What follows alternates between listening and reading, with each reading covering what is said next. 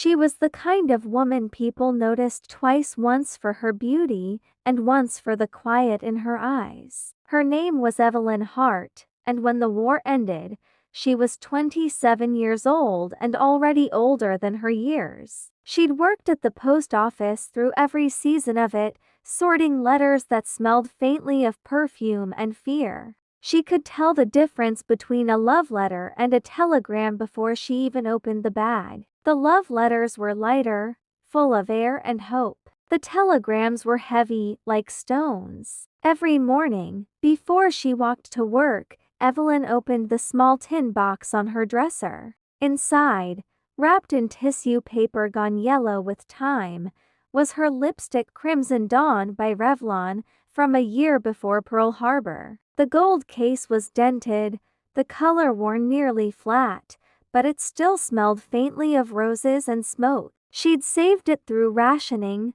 through blackouts, through the endless months when red lips were the only bright thing left in the world. And now, though the stores were full again, she couldn't bring herself to buy a new one. The others at the post office teased her gently. "Evie, honey, they've got shelves of lipstick now. Real colors, cherry kiss, sunset glow." Evelyn would smile that slow, graceful smile of hers and say, "I already have my color." What she didn't say was that Crimson Dawn had been the shade she wore the night before he left Daniel, the mechanic from Kansas who'd promised to write. The lipstick had outlasted the letters. The war had taken him, as it had taken so many, but Evelyn never let the world see her grief. Instead, she wore it like she wore that lipstick, carefully, quietly, with dignity. On the mornings when she felt particularly hollow,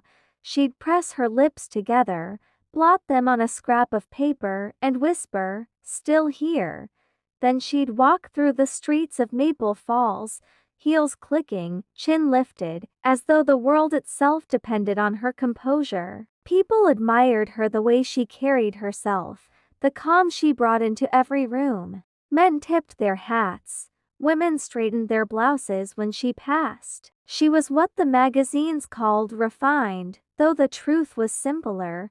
She'd survived, and she refused to look like anything less than alive. By 1947, advertisements screamed new life, new look, and every storefront glittered with color. There were nylon stockings again, bright scarves, perfumes named after foreign cities. But Evelyn still kept her small tin box hidden in the drawer beneath her slips. Some nights she'd sit by the window, the streetlight glowing faintly on her cheek, and watch the world move forward without her. Couples strolled by, neon signs blinked, the radio hummed about progress. She'd detach the lipstick case and wonder if starting over was the same thing as moving on. Once, a salesman came into the post office, one of those smooth-talking men with a sample case full of cosmetics. He held up a tube of American Rose and said, "Ma'am, this one's brighter than victory itself." Evelyn looked at it for a moment, then shook her head. "Some colors shouldn't be replaced." He laughed, but when she smiled, he went quiet. At home that evening, she turned the lipstick in her hand. The bullet was so small now that she had to use a brush. She painted carefully, slowly, like an artist finishing a portrait. The mirror reflected a woman still young, still lovely, but carrying the faint shadow of memory behind her lips. That night, she went out to the diner on Main Street, just for coffee. The jukebox played Sentimental Journey, and for a moment, she closed her eyes and saw herself from years before, dancing, laughing, unaware of how precious that moment was. When she opened her eyes again, she noticed a man at the counter watching her, not with hunger, but with recognition, as if he too remembered something that couldn't be spoken. He raised his cup slightly, a silent toast. Evelyn smiled. The lipstick left a perfect mark on the rim of her cup, red as a promise that refused to fade. The man from the diner came back the next evening. Evelyn almost didn't notice him at first. He sat in the corner, quietly stirring his coffee, the same way she did. But when she looked up, he was already smiling. Not the kind of smile that asked for anything, just recognition, like a soft echo in the middle of a crowded room. He was older than Daniel had been. His hair had a little silver at the temples, his hands carried the faint polish of someone who used to work with them but hadn't for a while. There was something careful about the way he moved, as if he'd learned not to rush life anymore. "Do you mind if I sit?" he asked. Evelyn hesitated for half a second, then gestured to the seat across from her. "Go ahead." He told her his name was Walter. He'd worked at the railroad before the war and now handled schedules at the depot. "Nothing fancy," he said, "but steady work." She liked that word, steady. The world didn't have much of it left. They talked about ordinary things. The weather, the music, how the coffee had somehow gotten weaker since 45. When he mentioned that he'd lost a brother overseas, she looked down for a moment, pressing her napkin into her lap. "I lost someone too," she said softly. He nodded. No questions, no pity, just understanding. It was the first silence she'd shared in years that didn't hurt. Over the weeks, Walter kept coming by. Sometimes they didn't even talk. He'd sit by the window, reading the paper, and she'd sip her coffee and pretend not to watch him. There was comfort in the ordinary. Comfort in being seen but not asked to explain. One evening, he said, "You always wear that same color lipstick." Evelyn smiled. "Old habits. It suits you," he said. "Most people chase what's new. You carry what's real." She didn't answer, but when she got home that night, she opened her drawer and looked at the tin box again. The gold casing had dulled with time, but under the lamp, it still caught the light like a small piece of sunset. In early spring, she and Walter began taking evening walks. Maple Falls was quiet at that hour, the shop windows glowing softly, the air filled with the scent of rain on brick. They talked about everything and nothing, the way the world had sped up, how people now bought radios faster than they could fix them, how every new thing seemed to make the old ones lonelier. Once while walking, they passed a storefront displaying rows of shiny new cosmetics. Lipsticks in shades called Victory Red, Rose Dawn, Paradise Pink. Walter stopped, glancing at the window, then at her. "Do you ever think about getting a new one?" She laughed lightly. "This one's lasted longer than most promises." He smiled, but there was something sad in his eyes, as though he understood that love sometimes outlives the people who gave it meaning. That night, Evelyn couldn't sleep. She sat at her vanity, opened the tin, and looked at the lipstick now worn flat, a stub no longer than her thumb. She thought of Daniel's last letter, the one that ended with, "Don't wait for me too long, Evie. Promise me you'll live." She had waited. And she had lived, though quietly, like a candle in an empty room. The next morning, as sunlight spilled through the curtains, she did something she hadn't done in years. She went to Miller's pharmacy and bought a new lipstick. The clerk, a young girl with curls pinned tight, asked, "Which shade, ma'am?" Evelyn pointed to one called Evening Promise. When she got home, she placed the new tube beside the old one. Then she opened her mirror, uncapped both, and smiled. The colors weren't the same. The new one was softer, warmer, more forgiving. For a moment, she felt guilty, like she was betraying something sacred. But then she whispered, "It's just another color, that's all." And as she spoke, she realized it wasn't true. It wasn't just another color, it was a beginning. That evening, when Walter saw her, he tilted his head slightly. "You look different," he said. "Do I?" "Not different," he corrected. "Brighter." She blushed, and for the first time in years, it wasn't from embarrassment. That night, Evelyn placed the old lipstick back in its tin and tucked it safely away, not as something to hide, but as something to keep. A memory, a story, proof that even the smallest things, a color, a gesture, a moment, can survive time itself. As she turned off the lamp, the new shade still shimmered faintly in the glass. Outside, the streetlight flickered. The radio played a love song she didn't recognize, and she smiled at her reflection. The woman in the mirror wasn't waiting anymore, she was simply living. Spring came slow that year, like the world was learning how to breathe again. The snow melted into the gutters, the streets of Maple Falls smelled like rain and lilacs, and the sky hung soft and blue over everything. For the first time in years, Evelyn felt herself waking up with the season. She wore her new lipstick every morning now, Evening Promise. It wasn't as bold as Crimson Dawn, but it had something gentler about it, something that matched the quiet rhythm of her days. The women at the post office noticed.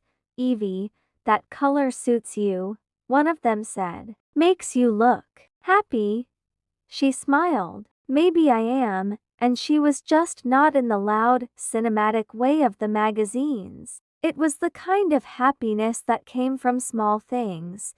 The smell of new stationery, a letter without bad news, a walk home in golden light. Walter still met her at the diner most evenings. Sometimes he brought her flowers, nothing grand, just daisies or violets from his yard. She always put them in a milk bottle by her window, where they'd catch the afternoon sun. Once, when he handed her a single white rose, she asked why just one. He smiled. "Because one thing done right is better than a dozen done halfway." She didn't tell him, but that line stayed with her for days. One Saturday, as she walked downtown, Evelyn saw a photographer setting up a camera outside Miller's department store. He was taking portraits of couples and families for the local paper, Faces of Maple Falls. When she passed, he called out, "Ma'am, care for a photograph?" "Only 50 cents. She started to decline out of habit, but then paused. It had been years since she'd stood in front of a camera. Years since she'd looked at herself as someone worth remembering. "All right," she said softly. He posed her by the window, where a display of new spring dresses shimmered behind her. "Look right here," he said, adjusting the lens. "Chin up a little." When the shutter clicked, Evelyn didn't smile, at least, not the practiced smile of politeness. It was something smaller, realer, the kind of expression that doesn't show happiness so much as peace. A week later, when the photo appeared in the Maple Falls Gazette, the headline read, "A new season in town." People at work teased her gently, but she didn't mind. It felt like a moment she'd quietly earned. Word travels fast in small towns. A few days later, the owner of a local boutique, a lively widow named Mrs. Davenport, came by the post office. "Saw your picture, dear. You looked simply lovely. You've got that classic face like the actresses they can't quite replace." Evelyn blushed. "Come visit my shop," Mrs. Davenport said. "I'm looking for someone to model a few pieces for our spring window display. Not a professional, just someone with grace." Evelyn almost said no, but that night, she thought about it differently. All her life, she'd worn beauty as a kind of armor, something polite and necessary. Maybe now, it could simply be joy. The next week, she stood in that boutique window wearing a pale blue dress with a small white belt. The lipstick matched perfectly. As she stood there, still and composed, she caught her reflection in the glass, and behind it, the passing faces of townspeople who stopped to look. Not one of them saw the woman who had spent years hiding behind loss. They saw someone alive. When the display changed the following month, Mrs. Davenport gave her the dress. "Take it," she said. "It looks better on you than on any mannequin." Evelyn thanked her and walked home with the dress folded neatly in her arms. That evening, she wore it to the diner. Walter looked up when she walked in and froze halfway to standing. "Evie," he said quietly, "you look like spring." She laughed softly. "It's just a dress." He shook his head. "No, it's a new season." That night, after she got home, Evelyn opened her dresser drawer. The old tin box was still there, the Crimson Dawn lipstick lying inside, small and worn. She picked it up, turning it gently in her hands. It no longer made her sad. It just felt like something sacred, part of the story that had led her here. She kissed the tube once, left a faint trace of evening promise on the metal, and whispered, "Thank you." Then she closed the drawer. Outside, the moonlight fell across the floor, pale and steady.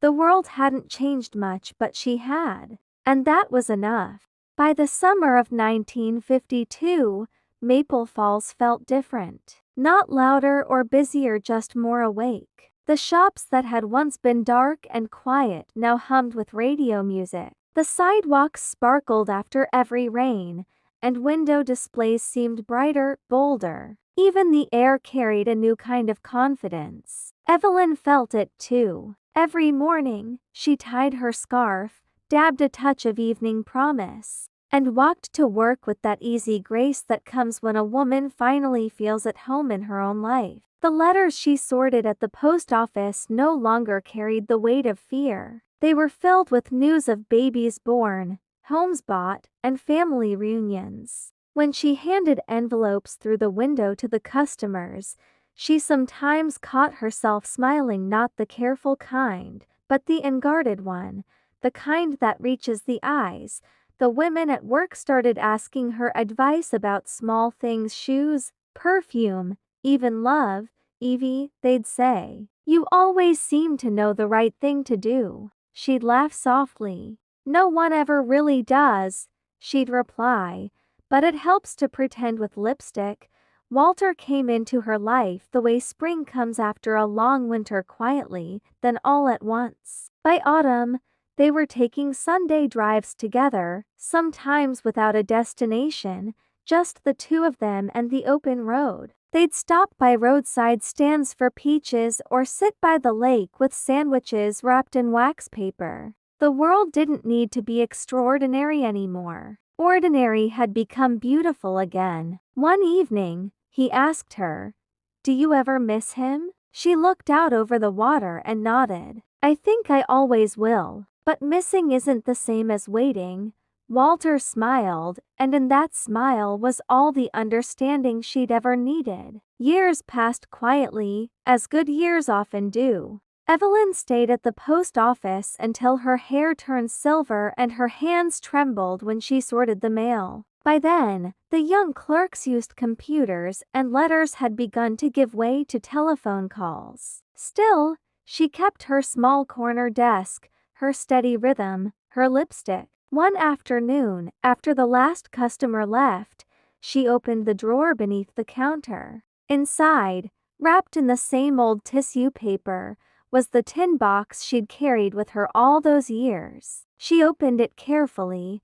The Crimson Dawn tube was still there, faded, empty, its gold case dulled by time. She ran her thumb over the engraving and smiled.